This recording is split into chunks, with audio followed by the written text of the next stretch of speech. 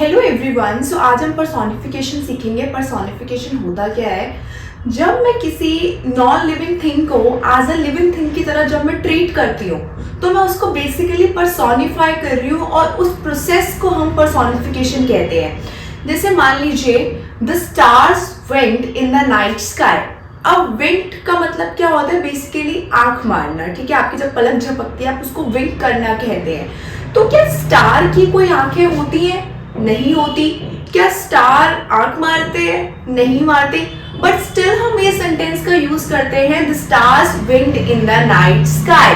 तो इसका मतलब क्या है कि स्टार आंख नहीं मार रहे, यहाँ पे स्टार जो है वो ब्लिंक कर रहे हैं, चमक रहे हैं। तो यहाँ पे मैं जो स्टार है उसको एज अ लिविंग थिंग की तरह क्या कर रही हूँ? पर्सोनिफाई कर रही हूँ। इस प्रोसेस को क्या बोलते हैं? Personification. Next example, the sun smile at me. कि जो सन है उसने क्या करा? स्माइल करा। अब क्या सन स्माइल कर सकता है? नहीं, सन स्माइल नहीं कर सकता क्योंकि उसका कोई फेस वगैरह तो नहीं है जो वो स्माइल करेगा। तो लेकिन स्टिल हम बोलते हैं the sun smile at me. तो यहाँ पे मैंने सन को किस तरीके से ट्रीट करा? मैंने उसको पर्सोनिफाई कर दिया एज अ लिविंग थिंग की तरह। अब हम इसका यूज कैसे करते हैं? आपको याद है मैंने जब लास्ट आपको जेनेटिक पोजेसिव केस कराया था तो मैंने अपॉस्ट्रोफे एस और एस के बाद अपॉस्ट्रोफे का आपको यूज सिखाया था। लेकिन उस टाइम मैंने आपको ये बोला था कि जो अपॉस्ट्रोफे एस है वो सिर्फ लिविंग थिंग के साथ यूज हो सकता है, आपका टाइम के साथ यूज हो सकता है, आपका मेजरमेंट के साथ यूज हो सकता है, एक्सेप्ट दैट वो और यूज नहीं होता, और थोड़ा कंपाउंड नाउन के साथ भी वो यूज हो सकता है। लेकिन आप जब नॉन लिविंग थिंग को पर्सोनिफाई कर देते हैं एज अ लिविंग थिंग, तब आप अपॉस्ट्रोफे एस या एस के बाद अपॉस्ट्रोफे का यूज कर सकते हैं। Example, chairs leg. यहाँ पे मैंने चेयर्स की कोई लेग नहीं होती, मैंने उसका पर्सोनिफाई नहीं किया, तो यहाँ पे मैं अपॉस्ट्रोफे एस का यूज नहीं कर सकती उसका पोजीशन बताने के लिए। सिमिलरली बुक्स पेज, बुक के पेज को मैंने पर्सोनिफाई नहीं किया। नेक्स्ट है बुक्स व्यू। अब यहाँ पे आप थोड़ा कंफ्यूज हो गए कि भाई बुक्स व्यू का मतलब क्या होता है।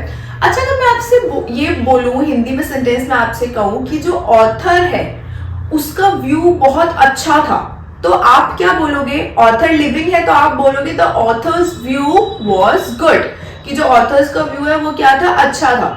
लेकिन अगर मैं ये बोलूं the books view was good, अब क्या बुक की आंखें होती हैं? नहीं होती। तो यहाँ पे बुक्स व्यू का मतलब है ऑथर्स व्यू। तो आप ऑथर्स व्यू के प्लेस पे बुक्स व्यू का भी यूज कर सकते हैं। उसको बेसिकली हमने क्या कर दिया? पर्सोनिफाई कर दिया। यहाँ पे बुक्स को मैं एज अ लिविंग थिंग की तरह ट्रीट कर रही हूँ, एज एन ऑथर की तरह मैं यहाँ पे उसको ट्रीट कर रही हूँ, इसलिए मैंने क्या बोला? The books view was good. ठीक है, तो जब आप किसी भी नॉन लिविंग थिंग को लिविंग थिंग की तरह पर्सोनिफाई कर रहे हैं तब आप उसका पोजीशन बताने के लिए अपॉस्ट्रोफे एस या एस के बाद अपॉस्ट्रोफे यूज कर सकते हैं। नोट देखेंगे, apostrophe S slash S after apostrophe not used with a non living thing. आप इसको नॉन लिविंग थिंग के साथ यूज नहीं कर सकते, but when it is personified we can use this। जब आप इसको पर्सोनिफाई कर देंगे, आप उसको एज अ लिविंग थिंग की तरह ट्रीट करेंगे, तब आप उसका पोजीशन बताने के लिए अपॉस्ट्रोफे एस या एस के बाद अपॉस्ट्रोफे का यूज कर सकते हैं। सिमिलरली ऐसे एक और भी है, कोर्ट्स ऑर्डर। अब ऐसे करते हैं, कोर्ट का ऑर्डर आ गया, तो कोर्ट का ऑर्डर का मतलब हम किसको वहां पे रेफर कर रहे हैं कि जज का ऑर्डर आ गया। तो यहाँ पे कोर्ट्स ऑर्डर का मतलब है जज का ऑर्डर। कोर्ट कोई लिविंग थिंग तो नहीं है, ठीक है, कोर्ट एक नॉन लिविंग थिंग है, लेकिन यहाँ पे कोर्ट्स ऑर्डर का मतलब मैं किसकी बात कर रही हूँ? मैंने पर्सोनिफाई कर दिया, एक जज के ऑर्डर की बात कर रही हूँ। तो कोर्ट्स ऑर्डर को भी आप कैसे पर्सोनिफाई कर सकते हैं? अगर आप कोर्ट्स ऑर्डर का मतलब है कि बेसिकली जज का ऑर्डर, तो आप यहाँ पे अपॉस्ट्रोफे एस का यूज कर सकते हैं। और यही अगर कोई चीज प्लूरल में होगी तो आप एस के बाद अपॉस्ट्रोफे यूज कर सकते हैं। Similarly next, to represent age, length, breadth and point. इन चारों को भी रिप्रेजेंट करने के लिए हम अपॉस्ट्रोफे एस का यूज कर सकते हैं, लेकिन ध्यान से सुनना, सिर्फ ये चार वर्ड्स। अगर इनके अलावा कोई और मेजरमेंट है, जैसे मान लीजिए हाइट है, तो आप नॉन लिविंग थिंग के साथ उसका यूज नहीं कर सकते।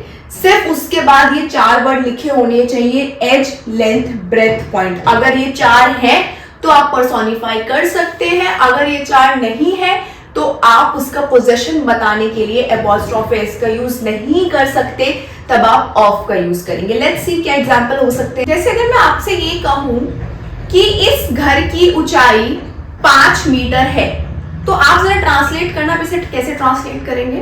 टाइम लीजिए, ट्रांसलेट कीजिए एक बार।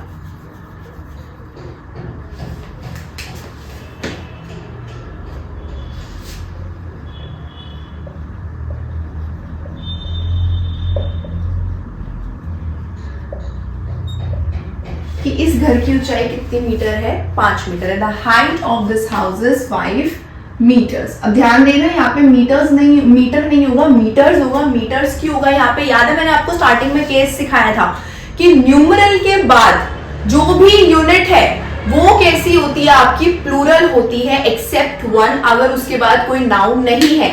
यहाँ पे न्यूमरल के बाद जो यूनिट है वो क्या होगी? आपकी प्लूरल होगी, मीटर नहीं होगा, मीटर्स होगा, क्योंकि इसके बाद कोई नाउन नहीं है। अगर इसके बाद नाउन होता तो ये मीटर्स नहीं होता, तब आपका क्या होता? मीटर। तो अगर ये हिंदी का सेंटेंस है, अगर मैं आपसे ये बोलूं कि इस घर की ऊंचाई 5 मीटर है, तो आपने इसको कैसे ट्रांसलेट किया? The height of this house is 5 metres. लेकिन अगर मैं आपसे ये कहूं कि शिप की जो लेंथ है वो 10 मीटर है, अब आप इसे ट्रांसलेट करना, तो आप ऐसे ही ट्रांसलेट करेंगे इसको भी। आप इसको क्या लिखेंगे?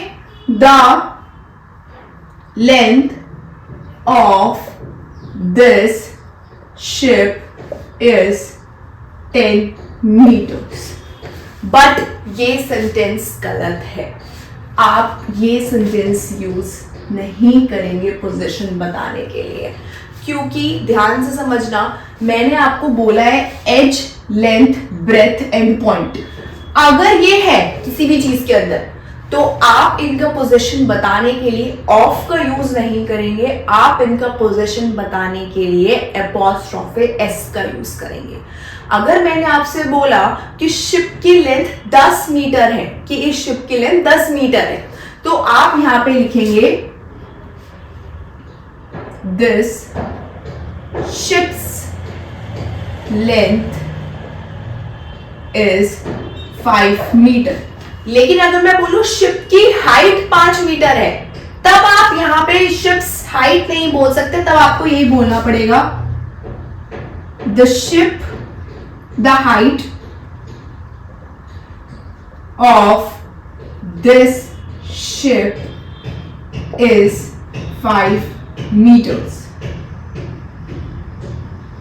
क्लियर है? ध्यान से समझना, सिर्फ लेंथ, एज, पॉइंट और हाइट नहीं, length, age, point, length, age, point और ब्रेथ। अगर ये 4 वर्ड्स हैं तो उनका पोजीशन बताने के लिए आप ऑफ का यूज नहीं करेंगे, आप अपॉस्ट्रोफी एस का डायरेक्ट यूज कर सकते हैं। लेकिन अगर ये 4 नहीं है, मान लीजिए हाइट है, तो आप वहां पे, हाइट के अलावा भी और कोई चीज है, तो आप वहां पे अपॉस्ट्रोफी एस का यूज नहीं करेंगे, आप वहां पे ऑफ पैटर्न का यूज करेंगे। नेक्स्ट क्लास में मैं ऑफ पैटर्न ही कराऊंगी आपको, अपॉस्ट्रोफी एस और एस के बाद अपॉस्ट्रोफी आपका फिनिश हो चुका है। ठीक है, तो अब ध्यान से देखना, शिप्स लेंथ लिख सकते हैं, ब्लेड्स एज कर सकते हैं, नीडल्स पॉइंट कर सकते हैं, लेकिन हाउसेस हाइट हम नहीं कर सकते, क्योंकि यहां पे हाइट मैंने आपको नहीं बोला है एज अ पोजीशन।